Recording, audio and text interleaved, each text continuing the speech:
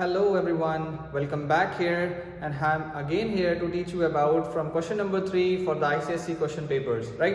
अभी हम लोग जो डिस्कस कर रहे हैं वो एक स्पेसिमेन पेपर डिस्कस कर रहे हैं 2025 का विद आंसर्स, और इससे पहले हमने क्वेश्चन नंबर 2 डिस्कस किया हुआ है, उसका मैं लिंक आपको अपने डिस्क्रिप्शन में दे दूंगा, so you can go and watch there. Now come on, moving to the question number 3 for the 10th class examination physical education. State any two emotional development objectives which are desired outcome of a well planned physical education program. देखो भाई, बात question में पूछी गई है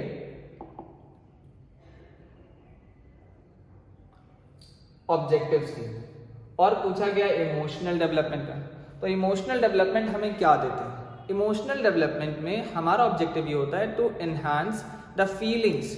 what are the feelings? Like hope, jealousy, love, anger, lust and many more. So ये जो हमारी फीलिंग्स हैं इन्हें कंट्रोल करना गेम्स एंड स्पोर्ट्स के जरिए हमें फिजिकल एजुकेशन का एक ऑब्जेक्टिव सीखने को मिलता है, जो कि हम लोग पहले भी डिस्कस कर चुके हैं. ठीक है, हमारी शॉर्ट्स में आप देखिएगा, आपको मिलेगा PREM. इसका मतलब क्या है? Physical development, recreational development, E for emotional development जिसको हम लोग यहाँ डिस्कस कर रहे हैं, और M फॉर मेंटल डेवलपमेंट. तो अभी हम लोग और इसके कुछ पॉइंट्स डिस्कस करेंगे. Now mention any two causes of sports injuries. बहुत सारे कॉजेज होते हैं, लेकिन आपको सिर्फ 2 मेंशन करने, इलैबोरेट नहीं करने, क्योंकि ये 2 मार्क्स क्वेश्चन है. ध्यान रखिएगा, अगर क्वेश्चन शॉर्ट आता है 2 मार्क्स में तो आपको मेंशन करने को बोला है तो 2 लाइन में आंसर खत्म हो जाएगा. अगर डिस्क्राइब, इलैबोरेट, एक्सप्लेन कुछ ऐसे वर्ड आते हैं तो आपको डिटेल में आंसर लिखना पड़ेगा, कम से कम 3-4 लाइन का एक पॉइंट. ठीक है, तो स्पोर्ट्स इंजरीज के बहुत सारे कॉजेज होते हैं, like improper skill, improper surfaces, overload, unseen of progression by the coaches and trainees, right? तो ऐसे बहुत सारे एग्जाम्पल्स हैं, बहुत सारे ऐसे सिचुएशंस हैं जिनकी वजह से स्पोर्ट्स इंजरी हो सकती है. फिर क्या है? Explain why strength is a component of physical fitness. यहाँ स्ट्रेंथ के बारे में पूछा गया है. Strength is related to the power. ठीक है, अब पावर की अगर हम बात करते हैं तो ताकत क्या है? अब strength means to overcome the resistance. आप किसी भी चीज को खींच रहे हो, धक्का दे रहे हो, तो आपकी ताकत लगेगी, स्ट्रेंथ लगेगी. Strength is utilised in a different way, that is explosive strength, right, dynamic strength, static strength, strength endurance. बहुत तरीके की स्ट्रेंथ के बारे में डिस्कस होता है, लेकिन आपको सिर्फ स्ट्रेंथ का एक्सप्लेनेशन देना है as a component of physical fitness. Now moving to the next 3 characteristics of endomorph. Endomorphic the people those who are in a fatty body. अभी हम लोग डिस्कस कर रहे हैं आगे. मेजर थिंग आपको क्या ध्यान रखना है? The people those who are having a fat body and also having a muscular body with the high percentage. तो फैट भी होगा और बॉडी थोड़ी हैवी भी होगी, अपर शोल्डर ज्यादा होंगे, अपर बॉडी वेट ज्यादा होगा comparative to the lower body weight. तो चलिए आगे इसमें बढ़ते हैं.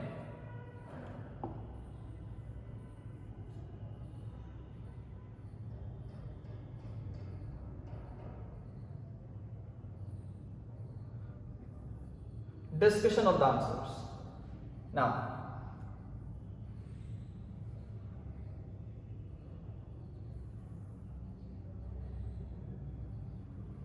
Emotional development. ठीक है भाई, देखो इमोशनल डेवलपमेंट के बहुत सारे ऑब्जेक्टिव्स दिए हुए हैं. आप इनमें से कोई भी 2 मार्क कर लें और मैं आपको कीवर्ड मार्क करा रहा हूं. ठीक है, आप उसके बेसिस पे थोड़ा सा ध्यान रखिएगा. It is to control various emotions like hope, anger, pleasure, fear. ये 4 चीजें तो होंगी. Ability to deal with the success and failure, ये कुछ बात हो गई. Next is to develop the ability to motivate oneself, किसी को बढ़ावा देना, किसी को उत्साह दिलाना. ठीक है कि नहीं, तुम ये काम कर सकते हो, तुमने अच्छा परफॉर्मेंस लास्ट टाइम किया है, इस टाइम और अच्छा कर सकते हो. This is all called as a part of a motivation, जो हमारे इमोशंस के अंदर सीखने को मिलता है, इमोशंस के साथ, राइट.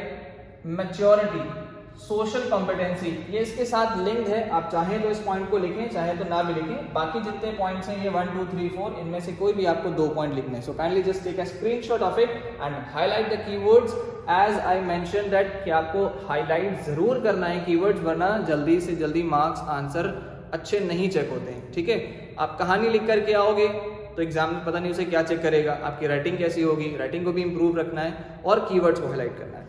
चलिए आगे बढ़ते हैं। Next one is the causes of sports injuries. अभी मैंने बताया देयर आर वेरियस कॉजेज, इनमें से कुछ कॉजेज दिए हुए हैं, वो क्या है? The first one is poor physical fitness. हम स्ट्रेंथ डेवलप कर नहीं रहे, फ्लेक्सिबिलिटी डेवलप कर नहीं रहे, बाकी कंपोनेंट्स डेवलप कर नहीं रहे, तो हमारी फिजिकल फिटनेस मेंटेन नहीं है। That is why we may face the injuries. Next one is mental और साइकोलॉजिकल प्रिपरेशन नहीं है।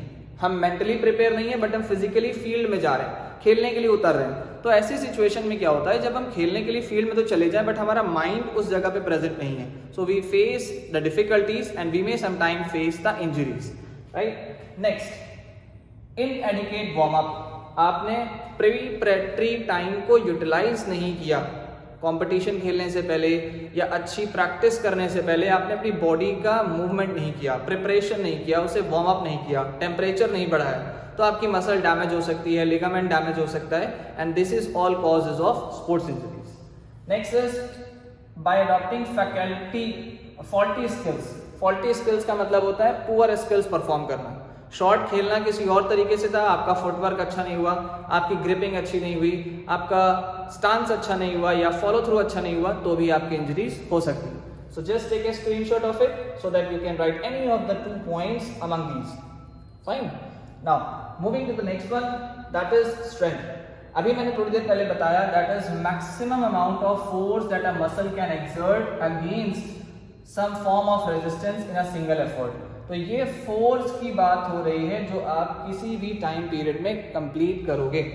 तो यहाँ पर क्या है, स्ट्रेंथ हमारी ताकत। सपोज हमें रेसलिंग करनी है तो भी स्ट्रेंथ चाहिए, वेट लिफ्टिंग करनी है तो भी स्ट्रेंथ चाहिए, बॉक्सिंग करनी है तो भी स्ट्रेंथ चाहिए, साइकिलिंग करनी है, स्विमिंग करनी है तो भी स्ट्रेंथ चाहिए। हर तरीके की अलग अलग स्ट्रेंथ होती है। तो here muscular strength includes resistance training such as weight lifting, body weight exercises, pushups and pullups. ये सब हमारी ऐसी एक्टिविटीज हैं जिससे हम अपनी स्ट्रेंथ को बढ़ा सकते हैं। ठीक है, इसका स्क्रीनशॉट ले लें और कीवर्ड्स मार्क कर लें। Now moving to the next question, that is what are the characteristics of endomorphic body.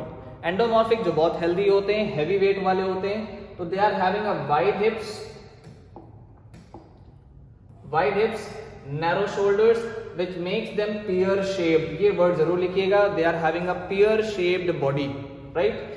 Now they tend to have a quite lot of fat spread across the body। Main चीज क्या है, body में fat ज्यादा store होता है। Next one is they tend to have a quite slim ankles and wrist। पतली हड्डियां होती हैं, जॉइंट्स जो है वो थोड़े कम डेवलप होंगे as compare to rest of the body.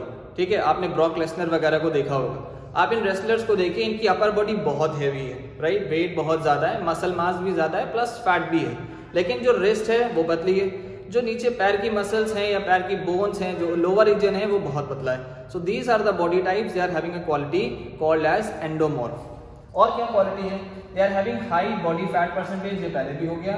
They gain weight easily, ये बहुत इंपॉर्टेंट पॉइंट है, इनकी बॉडी में वेट जल्दी बढ़ता है। They tend to have a slow metabolism, right. Metabolism के बारे में मैं पहले भी शायद बता चुका हूं। मतलब क्या है कि आपकी बॉडी में क्विक कन्वर्जन ऑफ एनर्जी, इनके लिए क्या लिखा है, स्लो मेटाबॉलिज्म। तो एनर्जी में धीरे धीरे कन्वर्ट होता है, इससे इनकी बॉडी में फैट परसेंटेज ज्यादा बढ़ जाता है, राइट, क्योंकि ये ऐसी विग्रेस एक्टिविटीज नहीं करते, फिजिकल रनिंग एक्टिविटीज बहुत कम करते हैं, जिसकी वजह से इनकी बॉडी का फैट बढ़ जाता है। कुछ एग्जांपल्स लिख लीजिए, like in wrestling, weight lifting and body building. Body building की भी कई कैटेगरी हैं, बट आप बॉडी बिल्डिंग की एग्जांपल लिख सकते हैं जिसमें कुछ एंडोमॉर्फिक पर्सनालिटीज भी होती हैं। ठीक है, वैसे तो उनकी बॉडी बहुत लीन और श्रेडेड भी होती है, लेकिन कुछ ऐसी पर्सनालिटीज होती हैं जो बहुत ही हाई और मोस्ट फैटी बॉडीज में आती हैं। Okay, so this is all about the question number 3. Just like my channel, subscribe my channel for the updates and for the upcoming videos of question number 4, और इसी की जैसे मैं आपको बहुत सारी इंफॉर्मेशन आगे फॉरवर्ड करता रहूंगा। So keep watching, till then take care of you.